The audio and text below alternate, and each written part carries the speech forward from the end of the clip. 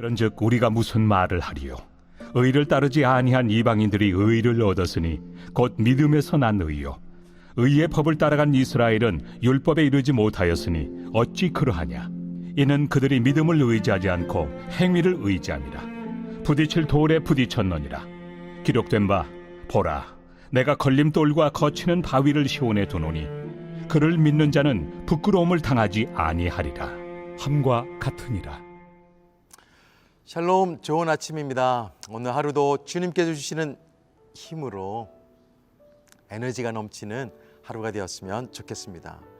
제가 공주에 와서는 한 번도 만난 적이 없는데요. 대전에 살 때 대전역에 가면 두 사람이 한 조가 되어서 지나가는 저를 붙잡고 이렇게 이야기하는 사람들이 정말 많이 있었습니다. 영혼이 참 맑으십니다. 인상이 참 좋은 것 같아요. 그리고 이렇게도 질문합니다.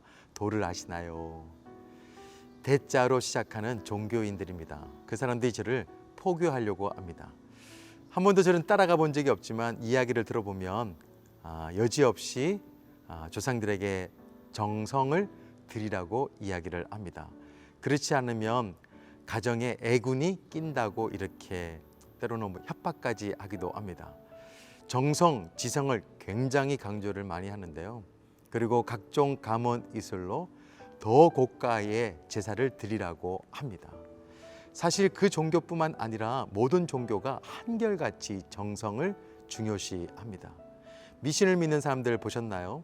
오래된 나무들을 보면 그냥 지나치는 법이 없습니다. 손을 빌면서 뭔가 정성을 다하죠.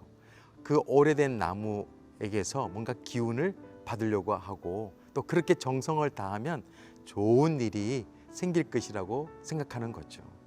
그리고 산에 가면은 돌을 쌓는 사람들이 있어요. 그런 정성을 다해서 뭔가 신에게 또 그 산에서 주는 기운을 받으려고 하죠.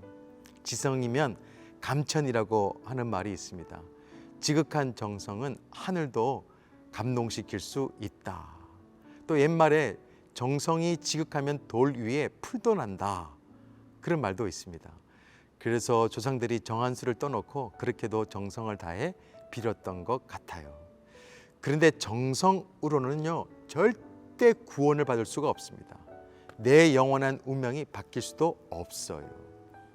그런데도 하나님을 믿듯이 믿는 사람들이 있는데 그 사람들은 성경에서 말하는 이 믿음을 잘 이해하지 못하는 것 같아요. 사람들은 자신이 한 일에 대해서 보상을 받으려고 하는 것을 볼 수 있습니다.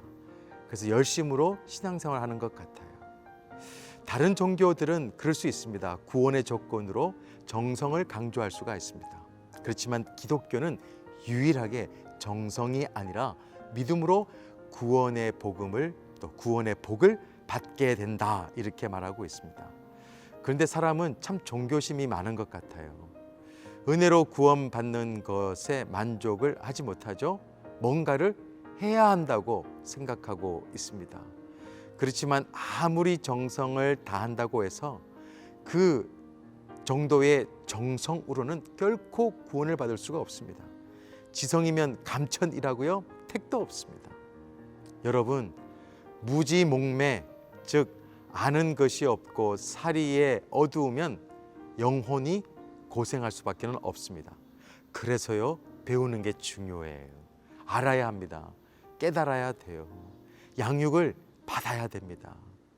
기독교는 다른 종교와 달리 정성이 아니라 지성이 아니라 오직 믿음으로 의롭다함을 받는 유일한 종교입니다.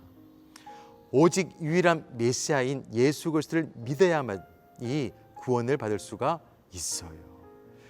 그런데 오늘 본문에 보니까 유대인들은 예수님을 믿음으로 구원받는다라고 아무리 가르쳐도 그렇게 믿지 않습니다.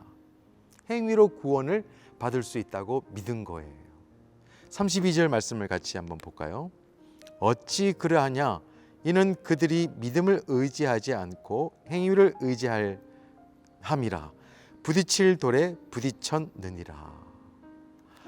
바울은 십자가의 은혜가 이방인들에게는요 구원의 디딤돌이 되었지만 유대인들에게는 오히려 구원의 걸림돌이 되었다면서 구약의 말씀을 인용하고 있습니다. 행함으로 구원을 받으라고 하면 행복한 신앙생활에 실패할 수밖에 없습니다. 정말 행복한 신앙생활 되기 위해서는 우리의 노력도 아니라 우리의 정성도 아니라 하나님께서 우리에게 주신 은혜, 특별히 믿음으로 구원을 받는다라고 하는 말씀을 확실하게 믿을 수 있어야 됩니다. 그래서 하나님의 은혜에 대한 감사가 신앙의 기본이자 신앙의 중심이 되어야 합니다. 은혜를 아는 능력이 영적 능력이에요. 은혜를 은혜로 알게 되어지면 참 믿음이 즐겁습니다. 신앙생활하는 게 너무너무 행복해요. 은혜를 은혜답게 하면 당연히 하나님을 사랑할 수밖에 없고 이웃을 사랑할 수밖에 없고 교회를 사랑할 수밖에는 없습니다. 정성으로 하나님의 마음을 사지 마시고요. 주님의 은혜를 은혜되게 하며 살아갈 수 있는 믿음이 다 되시기를 예수 그리스도 이름으로 부탁드립니다. 기도하겠습니다. 하나님 아버지 감사합니다. 우리가 너무나도 잘 아는 말씀, 믿음으로 구원을 받는다. 이 말씀을 확신하면서 하나님의 은혜를 감사하면서 그 은혜를 우리의 삶의 중심에 두고 그 은혜가 은혜답게 하는 삶을 살아가게 하여 주옵소서. 오늘 하루도 하나님의 은혜로 살아갈 수 있는 믿음의 삶이 되게 하여 주실 것을 원하오며 예수 그리스도 이름으로 기도드립니다. 아멘.